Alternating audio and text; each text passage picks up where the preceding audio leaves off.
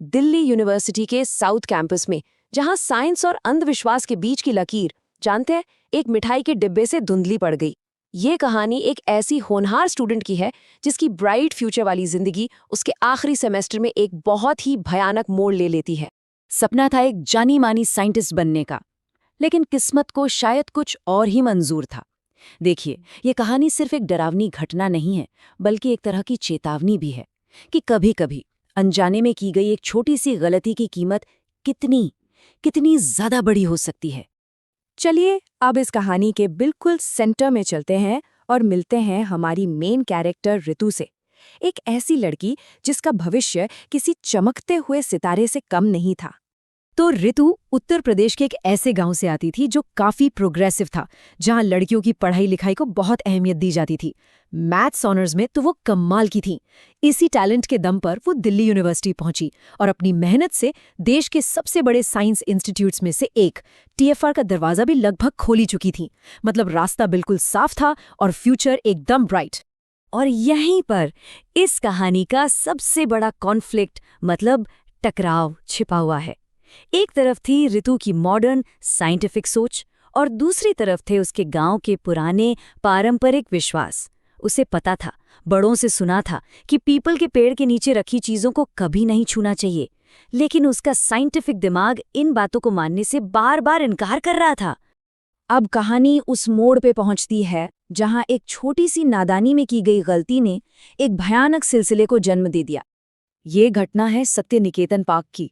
एक पीपल के पेड़ के नीचे सिंदूर के निशान वाला एक डिब्बा रखा हुआ था। उसे देखते ही ऋतु के जहन में गांव की वो सारी चेतावनियां गूंज उठीं।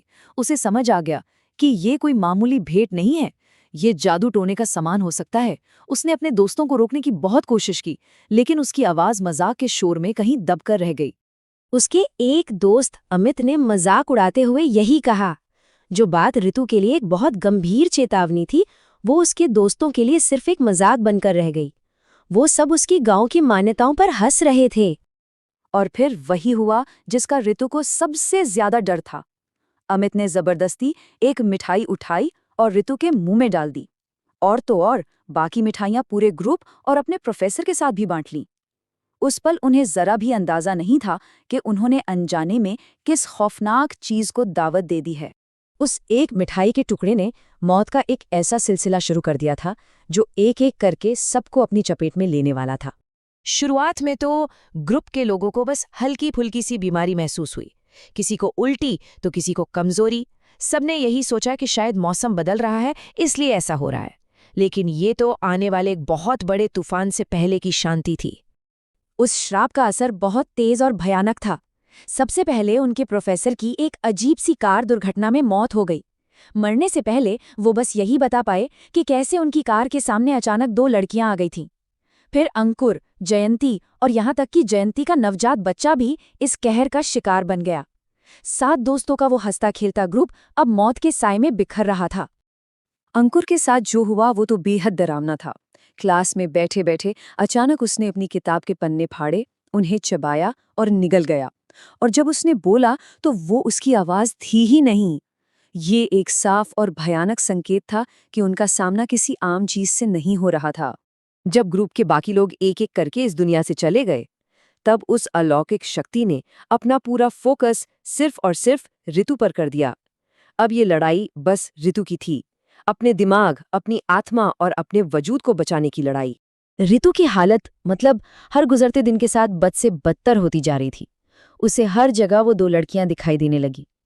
फिर उसे अपनी मरी हुई दोस्त जयंती दिखने लगी, जो उसे ही सबकी मौत का जिम्मेदार ठहराती थी। हालत इतनी बिगड़ गई कि एक सुबह वो अपनी पहचान ही खो बैठी और अपनी ही मां पर हमला कर दिया। यहाँ तक कि जिस पंडित को उसकी मदद के लिए बुलाया गया था, उसकी भी एक एक्सीडेंट में मौत हो गई। जब सारे रास्ते बंद हो गए तो परिवार ने एक आखिरी उम्मीद के साथ ऋतु को मेहंदीपुर बालाजी ले जाने का फैसला किया।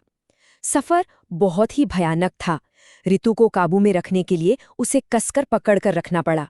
वो लगातार खुद को नुकसान पहुंचाने की कोशिश कर रही थी।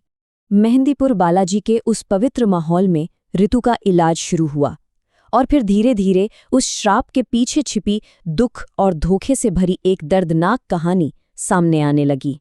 पता चला कि ये 2 लड़कियों की आत्माएं थीं जिन्हें उनके बॉयफ्रेंड्स ने गर्भवती होने पर छोड़ दिया था।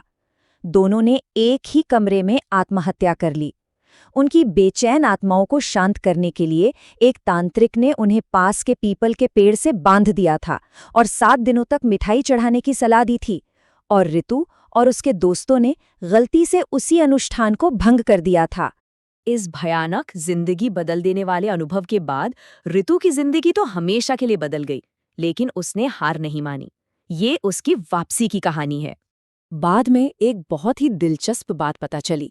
वो ये थी कि ऋतु सिर्फ अपनी जबरदस्त विल पावर की वजह से ही बच पाई। पुजारी ने बताया कि उसके शरीर पर भले ही किसी और का कब्जा था, लेकिन अंदर कहीं उसका अपना मन उन ताकतों से लगातार लड़ रहा था और इसी लड़ाई ने उसे पूरी तरह टूटने से बचा लिया। जरा सोचिए, इस एक गलती की कीमत क्या थी? TIFR में पूरे देश से साइंस के लिए सिर्फ 30 सीटें होती हैं और ऋतु ने अपनी मेहनत से उनमें से एक सीट हासिल की थी। एक सपना जो उसकी आंखों के सामने ही बिखर गया। इन सब से उबरने में ऋतु को कई साल लग गए, लेकिन आखिरकार उसने खुद को फिर से खड़ा किया। उसने भारत की सबसे कठिन परीक्षाओं में से एक UPSC मेंस को पास किया और आज वो उत्तर प्रदेश सरकार में एक अच्छी नौकरी कर रही है। तो ऋतु की कहानी हमें एक बहुत बड़े सवाल के साथ छोड़ जाती है। क्या ये मास हिस्टीरिया या शेयर्ड साइकोसिस का एक अजीब मामला था, जहां एक का डर सब पर हावी हो गया, या फिर वाकई कुछ ऐसी ताकतें हैं जिन्हें साइंस आज भी नहीं समझ पाया है? अंधविश्वास कहाँ खत्म होता है और हकीकत कहाँ से शुरू होती है? शायद इसका जवाब विज्ञान और विश्वास की इसी धुंधली सरहद पर ही मिलेगा।